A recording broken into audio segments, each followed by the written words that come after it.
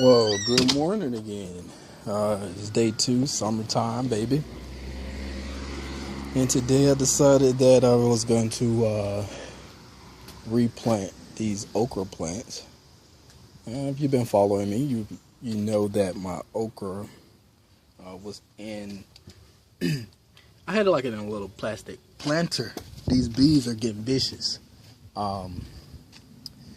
but I've noticed that this is the okra, and it was stunted for being in there. The roots had got when I released it, the roots had got so root bound they were wrapping on the bottom really bad. So what I did is I took it out. I just patted it on all sides, took it out, and carefully removed the bottom because I did have a layer of landscape fabric. The roots had got so powerful they went through the landscape fabric, and so I took the water hose on high, and these were, they was laid out across, and so in the section in between each plant, I took the water hose on high and just sprayed it really hard to remove the dirt so that I could just ease. There's a bee at work.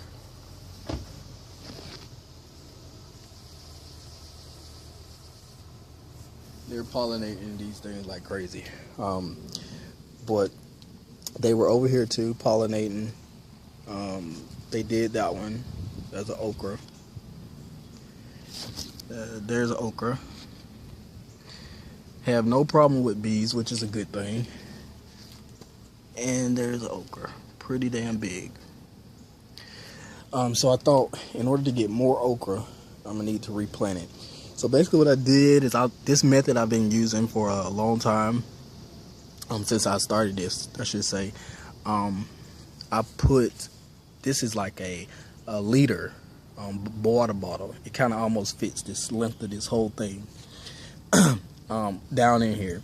Now I poke holes, I heat some scissors up and I put like miniature tiny holes along the corner, maybe about 3, not many, because I don't want the water to disperse fast. So I do that, and then I take some landscape fabric and I put it on the outside of this before I put it in there. That way that the dirt doesn't clog those holes up. So that's been working really great. It's working so great. I'll show you where else it's working at. So you can kind of really see the difference from when I first started these. I started these from seeds, my tomato plants, and I take the bottoms off to prevent disease, because what happens is on the dirt, the top layer itself is where most of the bacteria is, so when it crawls up to the plants, it just spreads. So by removing the bottom layers, it acts as preventing disease, and it acts as aeration throughout the plant. So that's been working well. As you can see, a plant that I didn't do like that, that's the wicker method.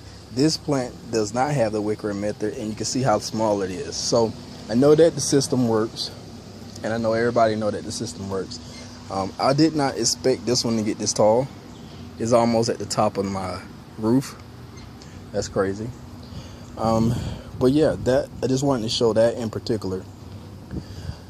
So I am going to go back over here, and what I do daily is I cut leaves out of the way. So again, aeration, they don't get disease from the top layer. And then a good way, if you have mulch, to put mulch down there, but I don't have any mulch right now, so everything is working however what I have. There's a lot of bees over here. This little thing is I've shown this before, but they're flowering and they're coming along. This one is coming along. This is squash, just regular squash, the yellow squash. So that's coming along. And then all these cucumbers are coming along. I think I've shown these before, but this is the same way. You can kind of see the landscape fabric exposed on this one. So basically, I wrapped the landscape fabric around there, dug a hole, dropped the whole thing in there, and buried it around. And then I put water in there, just go directly to the plant. And then of course I got this going down in the bottom. Now in the bottom of here I have plastic containers. What that act as, it holds the moisture in to prevent it going straight to the ground. And that's been working well because these have been taking off like crazy. And they're getting so big.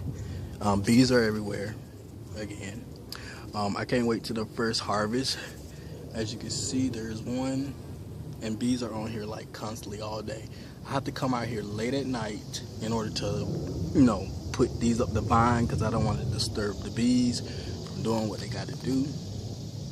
So yeah, anybody can grow cucumbers. That's one of the easiest things to grow.